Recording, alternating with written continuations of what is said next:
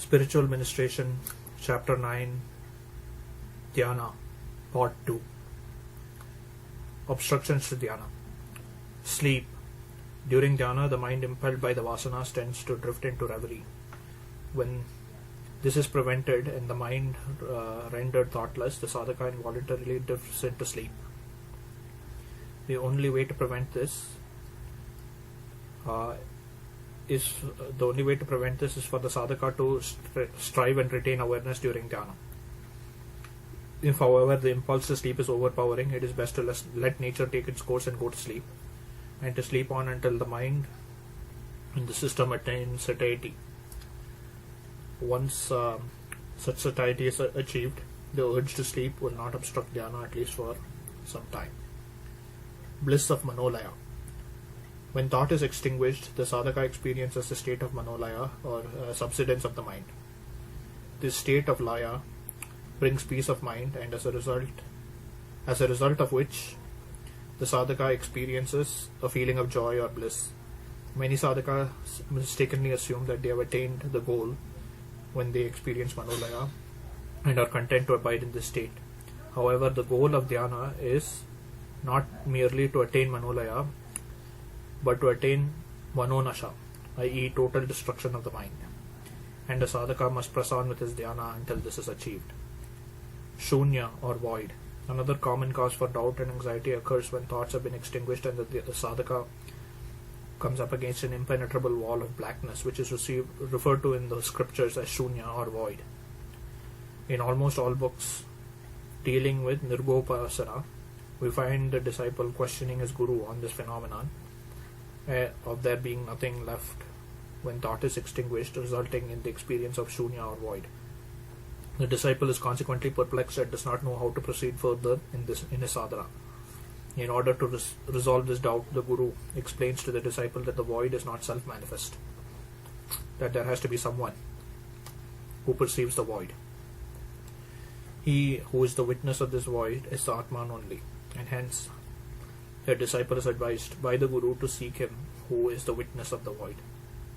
Explaining the same point, Sri Ramana Maharshi said, first one sees the Atman as objects, then one sees the Atman as the void. Finally, one sees Atman as Atman. Only in this last case, there is no seeing, because seeing is being. Mistaking somnolence for dhyana. Some sadhakas allow their mind to drift into a passive state of somnolence and imagine that they are immersed in deep dhyana.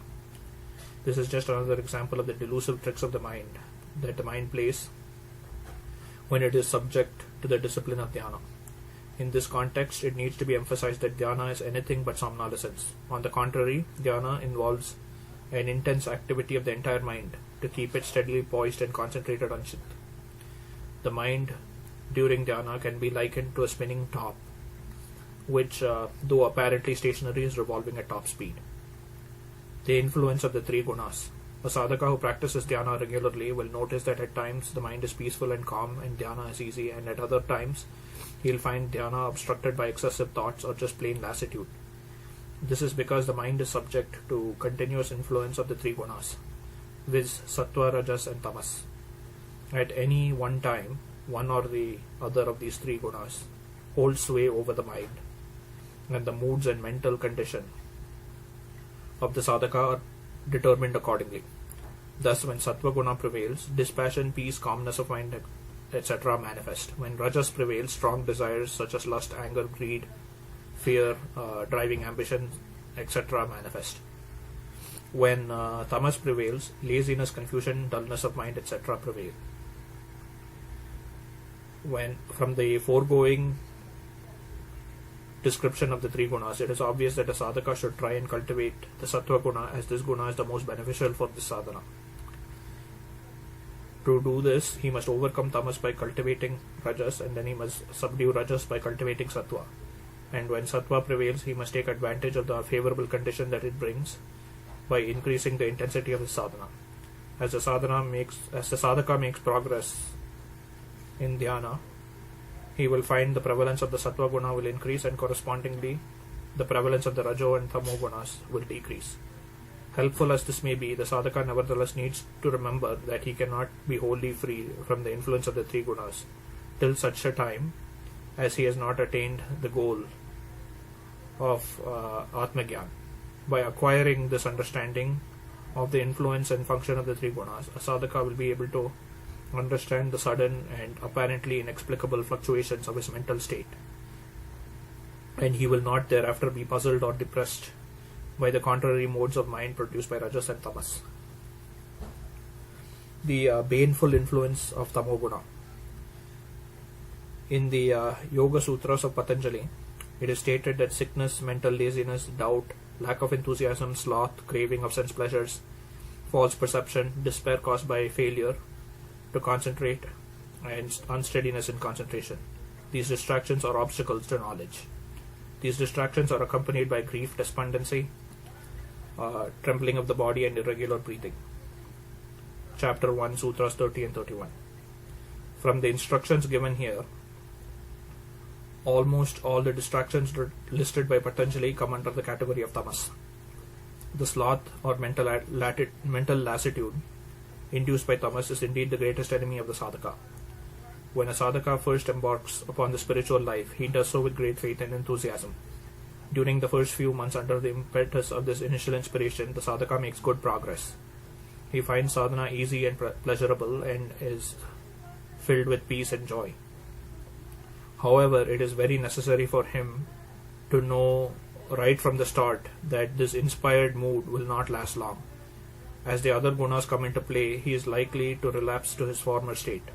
There will be periods of dryness and doubt necessitating hard struggle. He will probably feel that he is unfit for the spiritual life and will be tempted to give it up. But a sadhaka must never give way to such feelings of despair. These are prompted by tamas. If he continues resolutely in his sadhana, such dark moods of doubt and despair will pass, and he will be able to continue with redoubled vigor. With each such struggle, he will make a major stride forward. Heated brain and headaches. Some sadhakas complain of a heated brain and or headaches during dhyana. This may either be caused by incorrect application of the technique of dhyana, or they may be caused by subconscious resistance of the mind and body to the unaccustomed discipline of dhyana. The answer in such cases is to avoid physical and mental strain. Relax, particularly mentally, and dhyana will become easy. Instead of trying to forcibly concentrate the mind, the sadhaka should aim to keep the mind steady by gently warding off intruding thoughts as they arise, but without causing mental strain. Attainments to dhyana sadhana. Progress in dhyana. Once the sadhaka has gained proficiency in keeping his sight and mind steady, he will reach a stage of calm abidance in pure chit. When once the mind reaches the state of steadiness, it should be left undisturbed. Nothing should be thought of. The mind should be made to rest in its pristine state. When thus the mind is kept continuously poised in dhyana, it will become extinct. For just as a fire is automatically extinguished when not fed with fuel, so does the mind become extinct when not fed with thoughts. Sadhakas usually feel and often complain that they are making no progress. This is because in spite of long years of practice, they do not find in themselves any external manifestation indicative of progress. However, it needs to be remembered in this context that the changes being brought in the sadhaka are internal and hence not evident to the sadhaka himself. Only the guru knows and can discern actual progress made. There are nevertheless certain indicators that act like signposts to reassure the sadhaka that he is on the right track and progressing. These are A. Development of the power given by Sri Swamiji. B. Visions. C. Powers. D. Manifestation of spiritual currents. E. Rising of Kundalini Shakti. And F. Experience of Ananda or bliss. It needs to be stressed that though it is highly unlikely that every sadhaka will experience all of the above manifestations, a sadhaka will usually experience one or more of the above manifestations in varying degrees according to his own personal inclinations and mental attitudes. There is no absolute rule in this regard, nor is it essential for a sadhaka's progress to experience all of the above manifestations. Hence, a sadhaka must not lose heart just because he is not having any of these experiences. It merely means that he does not need them and can progress without them. Development of power given during Diksha. This aspect has been dealt with earlier, but it needs to be elaborated a bit more at this stage. After receiving initiation, as the sadhaka continues his practice, he will find that the divine power given by Sri Swamiji at the time of dhyana will begin to gradually grow within him. Externally, it will be felt in the form of heaviness of the eyelids at the time of dhyana. However, as it grows stronger by continued practice, it will manifest itself in the form of a strong and compelling pull drawing the sight and mind towards the Prakriti. In fact, the manifestation of this power at times becomes so strong that to an onlooker the sadhaka's face appears to undergo contortions under its influence, though the sadhaka himself is unaware of this fact. Once his power develops, all that the sadhaka has to do is to submit to it and not resist in any way. He will find that the power on its own will draw the sadhaka's sight and mind to the Prakriti and hold them there. As mentioned earlier also, if a sadhaka finds his eyeballs flickering or feels tightness or pain around the eyes and forehead, or experiences an uncomfortable strain of the mind, he will find that these are merely warning signals that he is unconsciously resisting the working of this power by allowing thoughts to play on his mind. The moment he controls his thoughts and makes the mind quiet again, the power resumes its work unhindered and these stress signals disappear.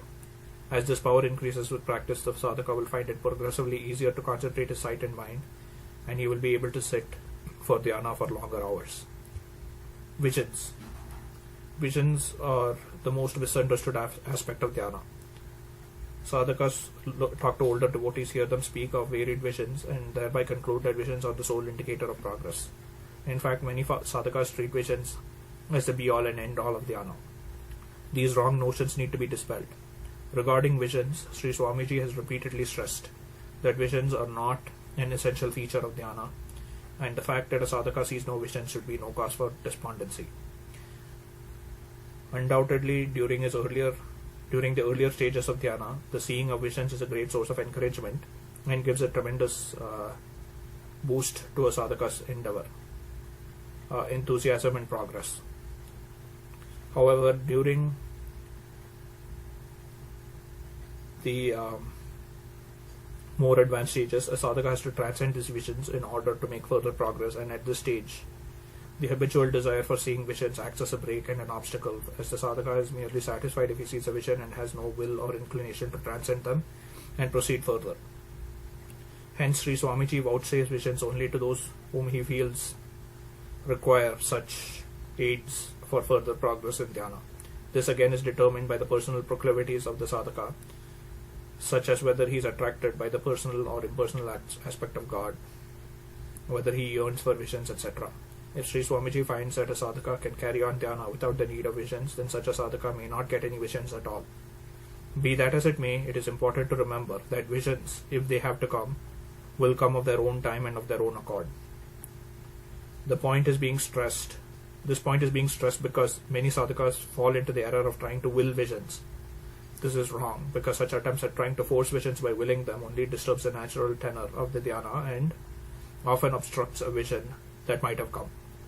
Had the sadhaka let the dhyana take its natural course.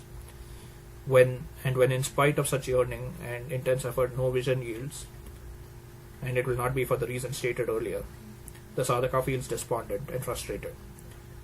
It cannot be overstressed that a vision, when it has to come, will come spontaneously and of its own accord. It cannot be willed by the sadhaka, however hard he tries. And in fact, willing may lead to mental hallucinations and may cause him harm. Again, in the context of visions, a sadhaka needs to be cautioned that he must never allow himself to forget the basic aim of dhyana, which is to concentrate the sight and mind on the Prakriti and keep the mind free of thought and poised in pure awareness of Chit or Chit. When lights or visions arise during the dhyana and flit across the mind, he must not allow himself to be carried away by them and try to follow them with his eyes. He should see them if they come within the orbit of his steadied vision, or else he should let them pass. He will find that if he tries to follow a vision as it flits across the mind, he will not only lose his concentration, but the vision will also fade away. If he keeps his sight and mind steadily concentrated on the Prakriti, the vision will also steady itself and will remain within the orbit of his sight. These visions come in a flash, last a few seconds, and then disappear. Powers.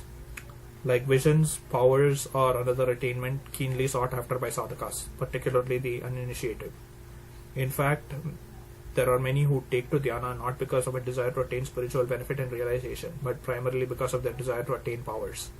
This craving is excited and further whetted by the stories they hear and accounts they read of various extraordinary powers attained by the different disciples of Sri Swamiji. It will not be out of place, therefore, to caution the sincere seeker in this regard. Whereas visions are a help to the sadhaka in his spiritual progress, powers are of no help whatsoever. In fact, they constitute a major stumbling block. When a sadhaka attains any extraordinary power, there is always a temptation to exhibit it, and such exhibition leads to adulation from the ignorant populace, who generally confuse miracle mongering with spirituality. Such popular adulation inevitably gives an unwelcome boost to the sadhaka's ego, which in turn prevents any further spiritual progress. Sooner or later, the sadhaka who possesses these powers is tempted to use them for selfish purposes, and this leads to a headlong fall from the spiritual path. Such unfortunate sadhakas not only lose the powers that they once possessed, but with them, they also lose their spiritual discernment and end up far worse than they were when they first set out on the spiritual path. Powers therefore ought to be shunned as poison. Sri Swamiji constantly warns sadhakas against the dangers inherent in attainment and misuse of powers. But the fact is that various powers come to the sadhaka unasked and unsolicited during the course of his sadhana.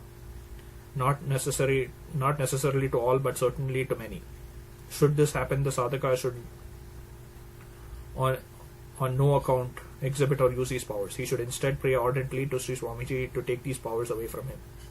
If he is sincere in his supplication, Sri Swamiji will withdraw these powers, or at least they will lose their capacity to harm the sadhaka's natural spiritual progress. Sri Swamiji also cautions that during dhyana, many forms of devas and devis will appear before the sadhaka and tempt him by granting him various boons. On such occasions, the sadhaka should never ask for any powers or any material benefit. Instead, he should ask only for bhakti and dhyana siddhi. Sri Swamiji, however, does make exceptions in the case of spiritually matured or advanced disciples. To them, he grants certain powers so that they can do jana seva and help other sadhakas in their spiritual progress. However, in the case of these chosen disciples, there is no danger of misuse, as their ego has been eliminated and they have no personal desires. Whatever powers Sri Swamiji grants them, they use only for the benefit of others, strictly in accordance with his directions. Spiritual currents. As dhyana progresses, spiritual currents will start manifesting themselves in the sadhaka's body. These are occasioned by the stirring into wakefulness and subsequent movements of the Kundalini Shakti. These currents will be felt in varying intensities in different parts of the body. Their frequency and manifestation are unpredictable. They occur of their own accord and at varying intervals. These currents are helpful to the sadhaka both physically and spiritually, and they cure physical ailments, improve health, and give the sadhaka energy for continuing his dhyana, eliminate worries, and calm the mind. Rise of the Kundalini Shakti. According to the Yoga Shastras, a vast reservoir of spiritual energy is located at the base of the spine. This is known as the Kundalini Shakti, which literally translated means coiled up energy.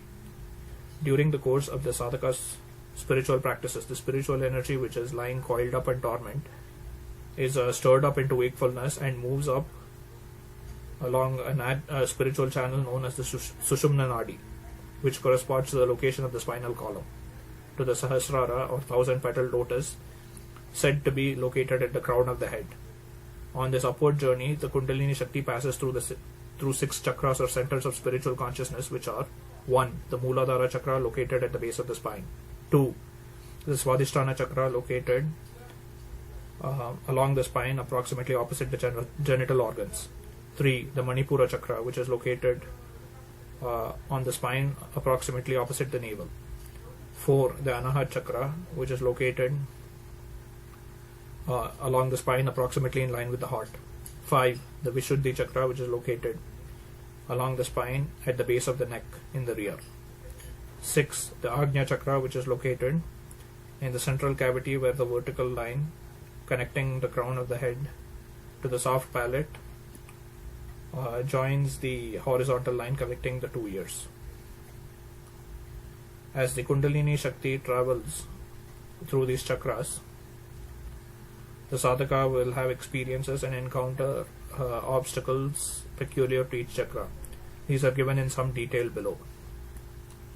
Mooladhara Chakra. The mind of a worldly person is said to dwell in the three lower centers or chakras. The mind does not manifest any spiritual aspirations and is normally obsessed by desires of a material and worldly nature. However, once the Kundalini Shakti is awakened as a result of the Diksha and Dhyana, the following indications become manifest. A. Indications. There will be a keen desire to do more and more Dhyana. B. Experiences. The sadhaka may obtain a vision of his Ishtadeva during Dhyana. And C. Obstacles. The sadhaka may be afflicted with various ailments, but such ailments will not hamper his Dhyana. Such ailments will be cured by Sri Swamiji's Ashirvad and by use of Vibhuti given by Sri Swamiji. B. Swadhisthana Chakra or Swadhisthana Chakra. A. Indications. When the Kundalini is in this chakra, the mind becomes agitated, chanchal. A sadhaka feels restless and usually roams from place to place. He also feels excessively hungry. B. Experiences. The experiences he may have been having earlier disappear, and though he yearns to have experiences, his yearning is not fulfilled. This causes depression of mind. C. Obstacles. The mind is agitated and disturbed. The sadhaka feels disturbed and is tormented by excessive craving for food. These obstacles ought to be overcome by persistence and regularity in dhyana, and by increasing the time spent in dhyana to the maximum possible. Manipura Chakra. A. Indications. The sadhaka starts experiencing samadhi and soon reaches the stage when as soon as he sits for dhyana, he goes into samadhi. B. Experiences. Powers begin to manifest themselves, such as the ability to materialize at a distant place. C. Obstacles. As soon as the sadhaka gets up from dhyana, he is tempted to try out his powers, and if he yields to his temptation, he is soon misled into trying to show off the powers he has acquired. As a consequence of this, his ego gains strength, and correspondingly his bhakti or devotion to God and his guru diminishes. In order to overcome the obstacle, the sadhaka should refrain from exhibiting his powers. Anahat Chakra. A. Indications. The sadhaka acquires Yoga Siddhi or Vachan Siddhi, i.e. whatever he says come true or fulfilled. B. Experiences. The sadhaka acquires the power to roam about in his Sukshma Sharir or astral body wheresoever he wills. C. Obstacles. As additional powers manifest, the sadhaka's ahankar or pride greatly increases so much that he forgets that it is by his guru's grace alone that he has attained his present state. The sadhaka goes around boasting and showing off, and at times he may even go to the extent of deriding his guru. As the saying goes, pride goes before a fall, and sure enough, his pride and egoism that he develops leads to his downfall. The only answer, of course, is to shun those powers like poison, and to pray sincerely to the guru for his ashirvad so that the sadhaka does not fall prey to egoism and pride. Vishuddhi Chakra. Indication. Sadhaka experiences deep and blissful samadhi. B. Experiences. The sadhaka sees divine light and his darshan of his Ishtadeva and dhyana. He attains the power to go anywhere he likes in his Shukshma Sharir, including other lokas or planes of existence such as Devaloka, Mrityuloka, etc. C. Obstacles. There are no obstacles experienced at this stage. Agnya Chakra. A. Indications and experiences. The sadhaka experiences deep samadhi and strong currents. The sadhaka obtains vision of the Atman, but there is still a trace of individuality left.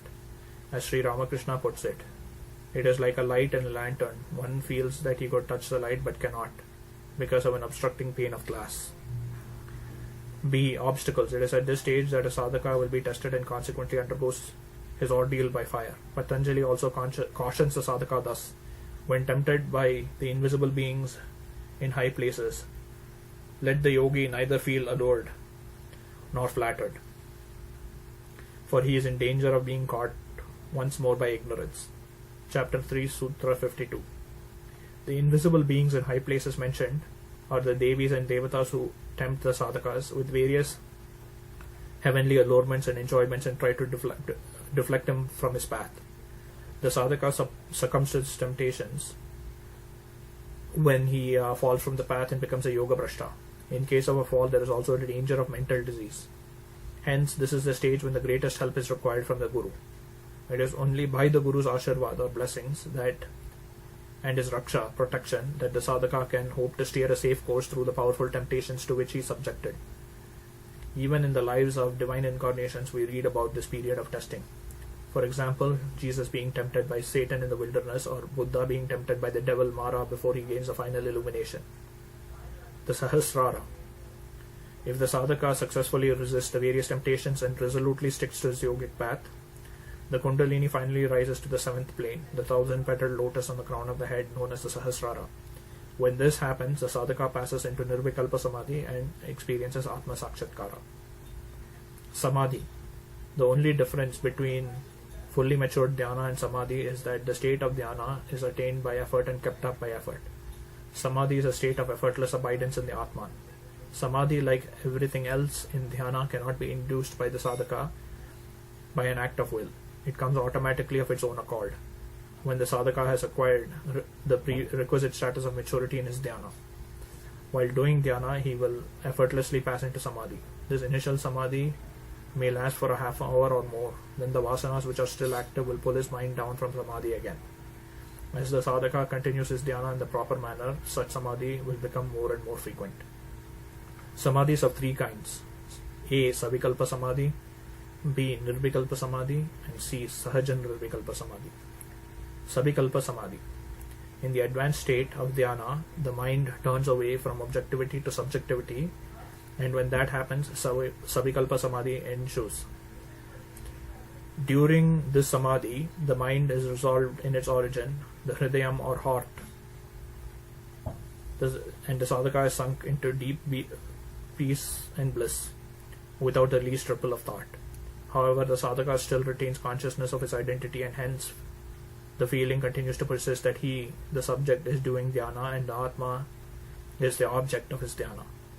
As he is aware of this differentiation, he has to make an effort to hold on to the state of Savikalpa Samadhi. Nirvikalpa Samadhi. By continuously holding on to Savikalpa Samadhi, the sadhaka eventually experiences Nirvikalpa Samadhi. In this state, the mind sinks into and is resolved into the Atma. There is not the least trace of I or separate identity. In fact, there is no knowledge apart from the awareness of blissful existence. In connection with Nirvikalpa Samadhi, it is stated that in the Viveka Chudamani that when the mind is purified by the sadhana, one passes from Savikalpa to Nirvikalpa Samadhi. This in turn leads to the direct realization of the Atman. This Nirvikalpa Samadhi destroys all vasanas and severs the Chidjatha Granti. Thereafter, everything is seen as a manifestation of the Atman only. The difference of you, I, this, that, etc. disappears. Once Nirvikalpa Samadhi is attained, further effort by the sadhaka is neither necessary nor possible. Effort is only possible up to and including the stage of Savikalpa Samadhi. Once Nirvikalpa Samadhi is attained, the sadhaka is no longer aware of I, i.e. of his existence as a separate individual. And hence there is no one left to make any further effort. At this stage, some higher power takes over and leads the sadhaka on until the final realization. Sahaja Nirvikalpa Samadhi. Sahaja Samadhi is remaining in the primal, pure, natural state without effort. This is the highest state and goal of all yogis. The sadhaka no longer sees himself as an individual, but is in conscious identity with the Paramatma. There is now no more need for him to do dhyana or any other sadhana.